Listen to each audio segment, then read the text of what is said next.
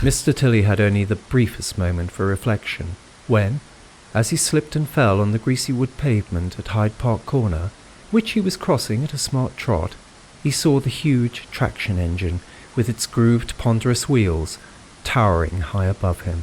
Oh dear, he said petulantly. It will certainly crush me quite flat, and I shan't be able to be at Mrs. Cumberbatch's séance. Most provoking. Ow!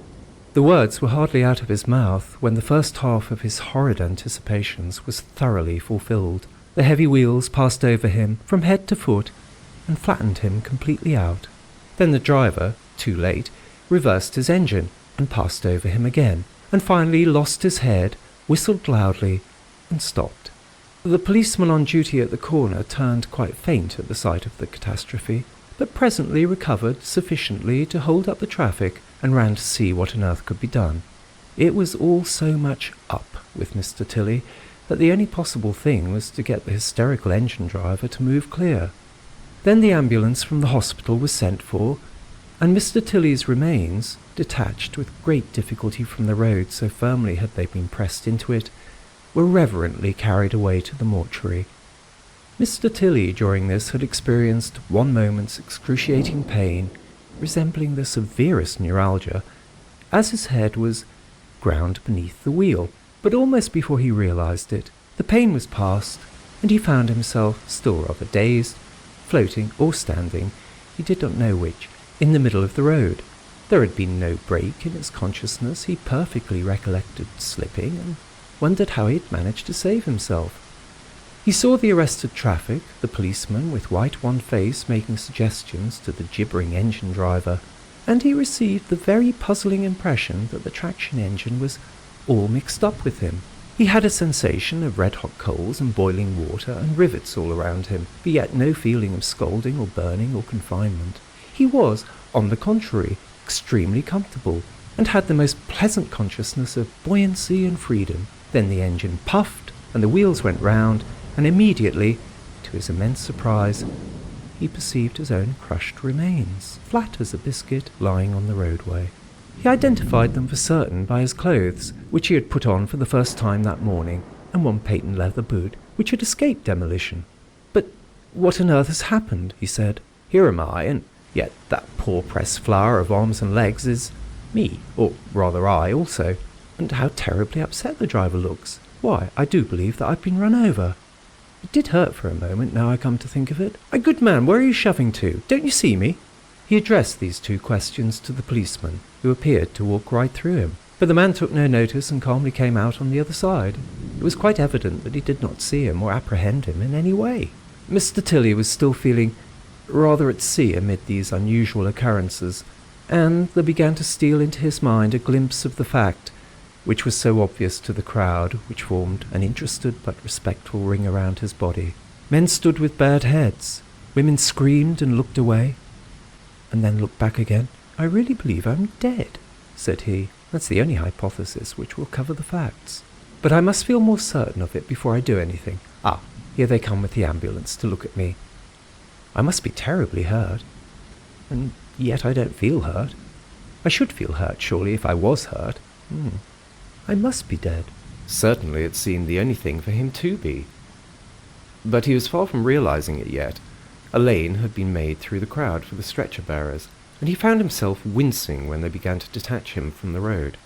"Oh, do take care," he said. "That's the sciatic nerve protruding there, surely, isn't it? Ow! But no, it didn't hurt after all. My new clothes, too. I put them on today for the first time. What bad luck. Now you're holding my leg upside down. Of course all my money comes out of my trouser pocket. And there's my ticket for the séance. I must have that. I may use it after all." He tweaked it out of the fingers of the man who had picked it up, and laughed to see the expression of amazement on his face as the card suddenly vanished. That gave him something fresh to think about, and he pondered for a moment over some touch of association set up by it. "I have it," he thought. "It is clear that the moment I came into connection with that card it became invisible. I'm invisible myself, of course to the grosser sense, and everything I hold becomes invisible. Most interesting. That accounts for the sudden appearances of small objects at a séance. The spirit has been holding them. and as long as he holds them, they're invisible. Then he lets go, and there's the flower or the spirit photograph on the table. It accounts too for the sudden disappearances of such objects. The spirit has taken them, though the scoffers say that the medium has secreted them about his person. It is true that when searched he sometimes appears to have done so, but after all that may be a joke on the part of the spirit. Now, what am I to do with myself? Let me see, there's the clock. It's just 10:30. All this has happened in a few minutes, for it's 15:15 when I left my house. 10:30 now. What does that mean exactly? I used to know what it meant, but now it seems nonsense. 10 what? Hours, is it? What's an hour? This was very puzzling. He felt that he used to know what an hour and a minute meant, but the perception of that, naturally enough, had ceased with his emergence from time and space into eternity. The conception of time was like some memory which, refusing to record itself on the consciousness, lies perdu in some dark corner of the brain, laughing at the efforts of the owner to ferret it out. While he still interrogated his mind over this lapsed perception, he found that space, as well as time, had similarly grown obsolete for him, for he caught sight of his friend, Miss Ida Soulsby, who he knew was to be present at the séance for which he was bound, hurrying with bird-like steps down the pavement opposite. Forgetting for the moment that he was a disembodied spirit, he made the effort of will which in his past human existence would have set his legs in pursuit of her, and found that the effort of will alone was enough to place him at her side. My dear Miss Soulsby, he said, I was on my way to Mrs. Cumberbatch's house when I was knocked down and killed. It was far from unpleasant, a moment's headache. So far his natural volubility had carried him before he recollected that he was invisible and inaudible to those still closed in by the muddy vesture of decay, and stopped short. But though it was clear that what he said was inaudible to Miss Soulsby's rather large, intelligent-looking ears, it seemed that some consciousness of his presence was conveyed to her finer sense, for she looked suddenly startled. A flush rose to her face, and he heard her murmur, Very odd. I wonder why I received so vivid an impression of dear Teddy. That gave Mr. Tilly a pleasant shock. He had long admired the lady, and here she was, alluding to him in her supposed privacy as dear Teddy. That was followed by a momentary regret that he had been killed. He would have liked to have been possessed of this information before, and have pursued the primrose path of dalliance down which it seemed to lead. His intentions, of course, would, as always, have been strictly honourable. The path of dalliance would have conducted them both, if she consented, to the altar, where the primroses would have been exchanged for orange blossom. But his regret was quite short-lived. Though the altar seemed inaccessible, the primrose path might still be open, for many of the spiritualistic circle in which he lived were on the most affectionate terms with the spiritual guides and friends who, like himself, had passed over. From a human point of view, these innocent and even elevating flirtations had always seemed to him rather bloodless, but now, looking on them from the far side, he saw how charming they were, for they gave him the sense of still having a place and an identity in the world he had just quitted. He pressed Miss Ida's hand, or rather put himself into the spiritual condition of doing so, and could vaguely feel that it had some hint of warmth and solidity about it. From a human point of view, these innocent and even elevating flirtations had always seemed to him rather bloodless, but now, looking on them from the far side, he saw how charming they were, for they gave him the sense of still having a place and an identity in the world he had just quitted. He pressed Miss Ida's hand, or rather put himself into the spiritual condition of doing so, and could vaguely feel that it had some hint of warmth and solidity about it. This was gratifying, for it showed that though he had passed out of the material plane, he could still be in touch with it. Still more gratifying was it to observe that a pleased and secret smile overspread Miss Ida's fine features as he gave this token of his presence. Perhaps she smiled at her own thoughts, but in any case it was he who had inspired them. Encouraged by this, he indulged in a slightly more intimate token of affection, and permitted himself a respectful salute, and saw that he had gone too far, for she said to herself, "Hush, hush," and quickened her pace, as if to leave these amorous thoughts behind. He felt that he was beginning to adjust himself to the new conditions in which he would now live, or at any rate, was getting some sort of inkling as to what they were. Time existed no more for him, nor yet did space, since the wish to be at Miss Ida's side had instantly transported him there, and with a view to testing this further, he wished himself back in his flat. As swiftly as the change of a scene in a cinematograph show, he found himself there, and perceived that the news of his death must have reached his servants, for the cook and parlour-maid, with excited faces, were talking over the event. "Poor little gentleman," said the cook. "It seems such a shame, it does. He never hurt a fly, and to think of one of those great engines laying him out flat. I hope they'll take him to the cemetery from the hospital. I never could bear a corpse in the house." The great strapping parlour-maid tossed her head. "Well, I'm not sure that it doesn't serve him right," she observed. "Always messing about with spirits he was, and the knockings and concertinas was awful sometimes when I've been laying out supper in the dining room. Now perhaps he'll come himself and visit the rest of the loonies. But I'm sorry all the same. A less troublesome little gentleman never stepped. Always pleasant too, and wages paid to the day." These regretful comments and encomiums were something of a shock to Mr. Tilly. He had imagined that his excellent servants regarded him with a respectful affection, as befitted some sort of demigod, and the role of the poor little gentleman was not at all to his mind. This revelation of their true estimate of him, although what they thought of him could no longer have the smallest significance, irritated him profoundly. "I never heard such impertinence," he said, so he thought, quite out loud, and still intensely earthbound, was astonished to see that they had no perception whatever of his presence. He raised his voice, replete with extreme irony, and addressed his cook. "You may reserve your criticism on my character for your saucepans," he said. "They will no doubt appreciate them. As regards the arrangements for my funeral, I have already provided for them in my will, and do not propose to consult your convenience." "Law!" said Mrs. Inglis. "I declare I can almost hear his voice, poor little fellow. Husky it was, as if he would do better by clearing his throat. I suppose I'd better be making a black bow for my cab. His lawyers and what not will be here presently." Mr. Tilly had no sympathy with this suggestion. He was immensely conscious of being quite alive, and the idea of his servants behaving as if he were dead, especially after the way in which they had spoken about him, was very vexing. He wanted to give them some striking evidence of his presence and his activity, and he banged his hand angrily on the dining-room table, from which the breakfast equipage had not yet been cleared. 3 tremendous blows he gave it, and was rejoiced to see that his parlour-maid looked startled. Mrs. Inglis's face remained perfectly placid. "Why, if I didn't hear a sort of rapping sound," said Miss Talton. "Where did it come from?" "Nonsense, you've got the jumps, dear," said Mrs. Inglis, picking up a remaining rasher of bacon on a fork and putting it into her capacious mouth. Mr. Tilly was delighted at making any impression at all on either of these impercipient females.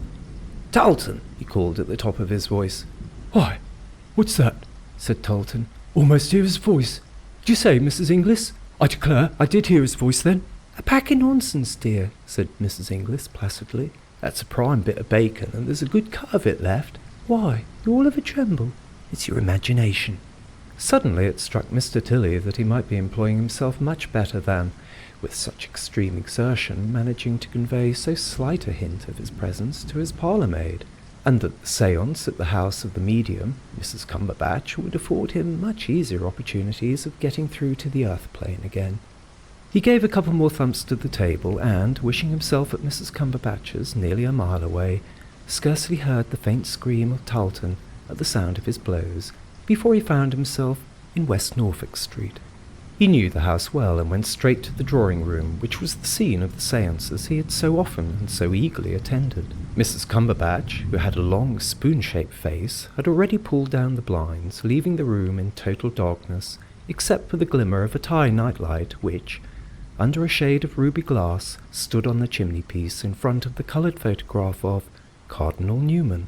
Round the table were seated Miss Ida Soulsby, Mr. and Mrs. Marriott, who paid their guineas at least twice a week in order to consult with their spiritual guide, Ababel, and receive mysterious advice about their indigestion and investments, and Sir John Place, who was much interested in learning the details of his previous incarnation as a Chaldean priest, completed the circle.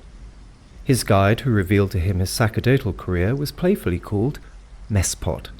Naturally, many other spirits visited them, for Miss Soulsby had no less than 3 guides in her spiritual household: Sapphire, Semiramis, and Sweet William, while Napoleon and Plato were not infrequent guests. Cardinal Newman, too, was a great favourite, and they encouraged his presence by the singing in unison of "Lead, Kindly Light." He could hardly ever resist that. Mr. Tilly observed with pleasure that there was a vacant seat by the table, which no doubt had been placed there for him. As he entered, Mrs. Cumberbatch peered at her watch. 11 o'clock already, she said, and Mr. Tilly is not here yet. I wonder what can have kept him. What shall we do, dear friends? Abibel gets very impatient sometimes if we keep him waiting. Mr. and Mrs. Marriott were getting impatient too, for he terribly wanted to ask about Mexican oils, and she had a very vexing heartburn. "And Messpot doesn't like waiting either," said Sir John, jealous for the prestige of his protector. "Not to mention Sweet William." Miss Soulsby gave a little silvery laugh. "Oh, but my Sweet William's so good and kind," she said. "Besides, I have a feeling, quite a psychic feeling, Mrs. Cumberbatch, that Mr. Tilly is very close." "So I am," said Mr. Tilly. "Indeed, as I walked here," continued Miss Soulsby, "I felt that Mr. Tilly was somewhere quite close to me. Dear me, what's that?" Mr. Tilly was so delighted at being sensed that he could not resist giving a tremendous tap on the table in a sort of pleased applause. Mrs. Cumberbatch heard it too. "I'm sure that's Abibel come to tell us he is ready," she said. "I know Abibel's knock. A little patience, Abibel. Let's give Mr. Tilly 3 minutes more and then begin. Perhaps if we put up the blinds, Abibel will understand we haven't begun." This was done, and Miss Soulsby glided to the window in order to make known Mr. Tilly's approach, for he always came along the opposite pavement and crossed over by the little island in the river of traffic. There was evidently some lately published news, for the readers of early editions were busy, and she caught sight of one of the advertisement boards bearing in large letters the announcement of a terrible accident at Hyde Park Corner. She drew in her breath with a hissing sound and turned away, unwilling to have her psychic tranquillity upset by the intrusion of painful incidents. But Mr. Tilly, who had followed her to the window and saw what she had seen, could hardly restrain a spiritual whoop of exultation. "Why, it's about me," he said. "Such large letters, too. Very gratifying. Subsequent editions will no doubt contain my name."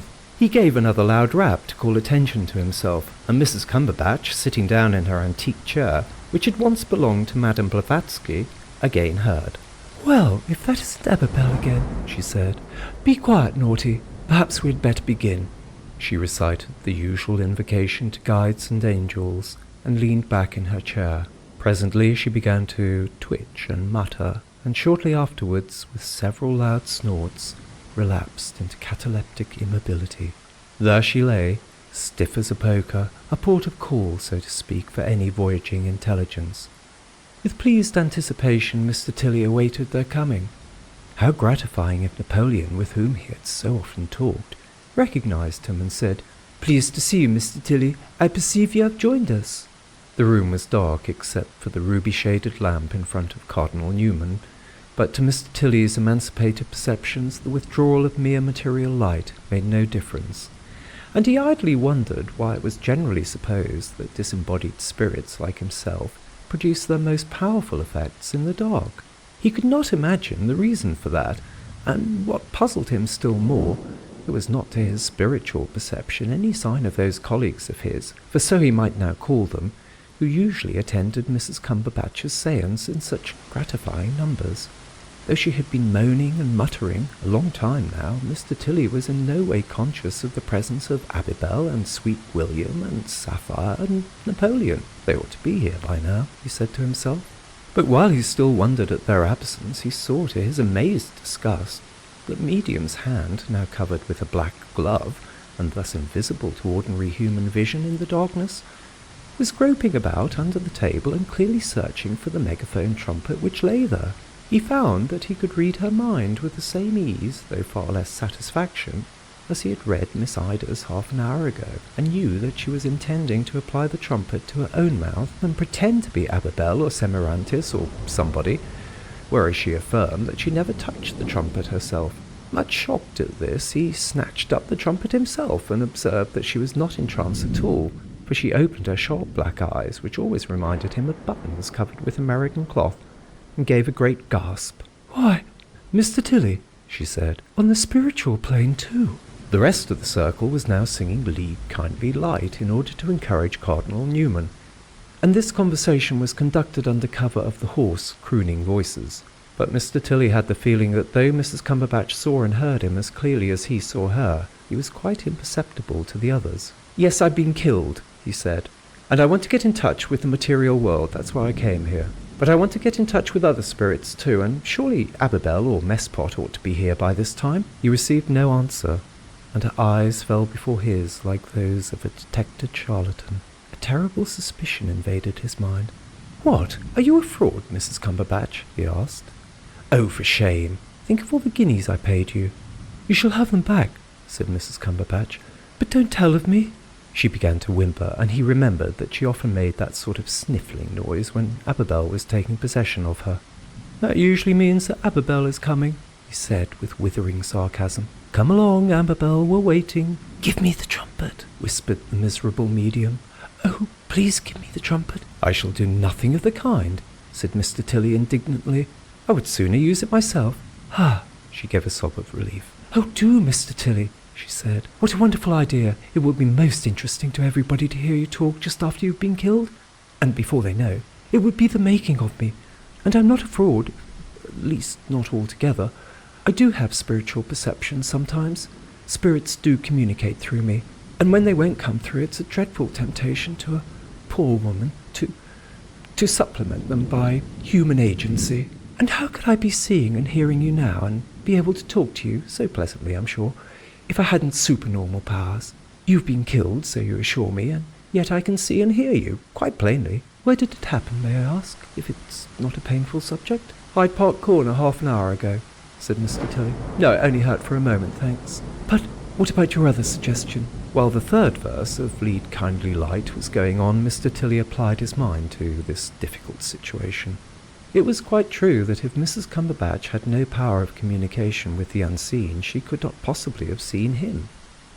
But she evidently had, and had heard him too, for the conversation had certainly been conducted on the spirit plane with perfect lucidity. Naturally, now that he was a genuine spirit, he did not want to be mixed up in a fraudulent mediumship, for he felt that such a thing would seriously compromise him on the other side, where, probably, it was widely known that Mrs. Cumberbatch was a person to be avoided. But on the other hand, having so soon found a medium through whom he could communicate with his friends, it was hard to take a high moral view and say that he would have nothing whatever to do with her. "I don't know if I trust you," he said. "I shouldn't have a moment's peace if I thought that you were sending all sorts of bogus messages from me to the Circle, which I wasn't responsible for at all. You've done it with Abibel and Messpot. How can I know that when I don't choose to communicate through you, you won't make up all sorts of piffle on your own account?" She positively squirmed in her chair. "Oh, I'll turn over a new leaf," she said. "I will leave all that sort of thing behind me. And I am a medium. Look at me. Aren't I more real to you than any of the others? Don't I belong on your plane in a way that none of the others do? I may be occasionally fraudulent, and I can no more get Napoleon here than I can fly, but I'm genuine as well. Oh, Mr. Tilly, be indulgent to us poor human creatures. It isn't so long since you were one of us yourself." The mention of Napoleon, with the information that Mrs. Cumberbatch had never been controlled by that great creature, wounded Mr. Tilly again. Often in this darkened room he had held long colloquies with him, and Napoleon had given him most interesting details of his life on St. Helena, which, so Mr. Tilly had found, were often borne out by Lord Rosebery's pleasant volume, The Last Phase. But now the whole thing wore a more sinister aspect, and suspicion as solid as certainty bumped against his mind. "Confess," he said, "where did you get all that Napoleon talk from? You told us you had never read Lord Rosebery's book and allowed us to look through your library to see that it wasn't there. Be honest for once, Mrs. Cumberbatch." She suppressed a sob. "I will," she said. "The book was there all the time. I put it in an old cover called Elegant Extracts. But I'm not wholly a fraud. We are talking together. You a spirit and I a mortal female. They can't hear us talk, but only look at me and you'll see. You can talk to them through me if you'll only be so kind. I don't often get in touch with a genuine spirit like yourself." Mr. Tilly glanced at the other sitters and then back to the medium, who, to keep the others interested, was making weird gurgling sounds like an undervitalized siphon. Certainly she was far clearer to him than were the others, and her argument that she was able to see and hear him had great weight. And then a new and curious perception came to him. Her mind seemed to spread out before him like a pool of slightly muddy water, and he figured himself as standing on a headerboard above it, perfectly able, if he chose, to immerse himself in it. The objection to so doing was its muddiness, its materiality. The reason for so doing was that then he felt he would be able to be heard by the others, possibly to be seen by them. As it was, the loudest bangs on the table were only faintly perceptible. "I'm beginning to understand," he said. "Oh, Mr. Tilly, just jump in like a kind good spirit," she said. "Make your own test conditions. Put your hand over my mouth to make sure that I'm not speaking, and keep hold of the trumpet." "And you'll promise not to cheat me any more?" he asked. "Never." He made up his mind. "All right then," he said, and, so to speak, dived into her mind. He experienced the oddest sensation. It was like passing out of some fine, sunny air into the stuffiest of unventilated rooms. Space and time closed over him again. His head swam. His eyes were heavy. Then, with the trumpet in one hand, he laid the other firmly over her mouth. Looking round, he saw that the room seemed almost completely dark, but that the outline of the figures sitting round the table had vastly gained in solidity. "Here I am," he said briskly. Miss Soulsby gave a startled exclamation. "That's Mr. Tilly's voice," she whispered. "Why, of course it is," said Mr. Tilly. "I've just passed over at Hyde Park Corner, under a traction engine." He felt the dead weight of the medium's mind, her conventional conceptions, her mild, unreal piety pressing in on him from all sides, stifling and confusing him. Whatever he said had to pass through muddy water. "There's a wonderful feeling of joy and lightness," he said. "I can't tell you of the sunshine and happiness. We're all very busy and active, helping others, and it's such a pleasure, dear friends, to be able to get in touch with you all again. Death is not death, it is the gate of life." He broke off suddenly. "Oh, I can't stand this," he said to the medium. "You make me talk such twaddle. Do get your stupid mind out of the way. Can't we do anything in which you won't interfere with me so much?" "Can you give us some spirit lights round the room?" suggested Mrs. Cumberbatch in a sleepy voice. "You have come through beautifully, Mr. Tilly. It is too dear of you." "You sure you haven't arranged some phosphorescent patches already?" asked Mr. Tilly suspiciously. "Yes, there are one or two near the chimney-piece," said Mrs. Cumberbatch, "but none anywhere else. Dear Mr. Tilly, I swear they're not. Just give us a nice star with long rays on the ceiling." Mr. Tilly was the most good-natured of men, always willing to help an unattractive female in distress, and whispering to her, "I shall require the phosphorescent patches to be given into my hands after the séance," he proceeded by the mere effort of his imagination to light a beautiful big star with red and violet rays on the ceiling. Of course it was not nearly as brilliant as his own conception of it, for its light had to pass through the opacity of the medium's mind, but it was still a most striking object, and elicited gasps of applause from the company. To enhance the effect of it, he intoned a few very pretty lines about a star by Adelaide Ann Proctor, whose poems had always seemed to him to emanate from the topmost peak of Parnassus. "Oh, thank you, Mr. Tilly," whispered the medium. "It was lovely. Would a photograph of it be permitted on some future occasion if you would be so kind to reproduce it again?" "Oh, I don't know," said Mr. Tilly irritably. "I want to get out. I'm very hot and uncomfortable. And it's also cheap." "Cheap?" ejaculated Mrs. Cumberbatch. "Why, there's not a medium in London whose future wouldn't be made by a real, genuine star like that. Say, twice a week." "But I wasn't run over in order that I might make the fortunes of mediums," said Mr. Tilly. "I want to go. It's all rather degrading, and I want to see something of my new world. I don't know what it's like yet." "Oh, but Mr. Tilly," she said, "you told us lovely things about it, how busy and happy you were." "No, I didn't. It was you who said that. At least it was you who put it into my head." Even as he wished, he found himself emerging from the dull waters of Mrs. Cumberbatch's mind. "There's a whole new world waiting for me," he said. "I must go and see it. I'll come back and tell you, for it must be full of marvellous revelations." Suddenly, he felt the hopelessness of it. There was that thick fluid of materiality to pierce, and as it dripped off him again, he began to see that nothing of that fine, rare quality of life, which he had just begun to experience, could penetrate these opacities. That was why, perhaps, All that thus came across from the spirit world was so stupid, so banal. They of whom he now was one could tap on furniture, could light stars, could abound with commonplace, could read as in a book the mind of medium or sitters, but nothing more. They had to pass into the region of gross perceptions in order to be seen of blind eyes and be heard of deaf ears. Mrs. Cumberbatch stared. "The power is failing," she said in a deep voice which Mr. Tilly felt was meant to imitate his own. "I must leave you now, dear friends." He felt much exasperated. "The power isn't failing," he shouted. "It wasn't I who said that. Besides, I've got to see if it's true. Goodbye. Don't cheat any more." He dropped his card of admittance to the séance on the table and heard murmurs of excitement as he floated off. The news of the wonderful star and the presence of Mr. Tilly at the séance within half an hour of his death, which at the time was unknown to any of the sitters, spread swiftly through spiritualistic circles. The Psychical Research Society sent investigators to take independent evidence from all those present, but were inclined to attribute the occurrences to a subtle mixture of thought transference and unconscious visual impression when they heard that Miss Soulsby had, a few minutes previously, seen a newsboard in the street outside recording the accident at Hyde Park Corner.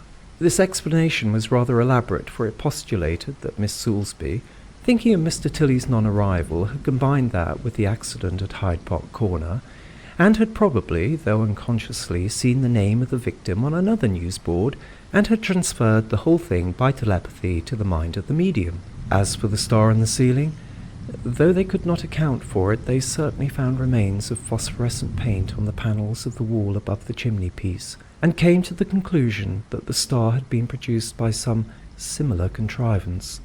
So they rejected the whole thing, which was a pity, since for once the phenomena were absolutely genuine. Miss Soulsby continued to be a constant attendant at Mrs. Cumberbatch's séances, but never experienced the presence of Mr. Tilly again. On that the reader may put any interpretation he pleases. It looks to me somewhat as if he had found something else to do, but he had emerged too far and perceived that nobody except the medium heard him. "Oh, don't be vexed, Mr. Tilly," she said. "That's only a formula, but you're leaving us very soon. Not time for just one materialization? They are more convincing than anything to most inquirers." "Not one," said he. "You don't understand how stifling it is even to speak through you, and make stars. But I'll come back as soon as I find there's anything new that I can get through to you. What's the use of my repeating all that stale stuff about being busy and happy? They've been told that often enough already."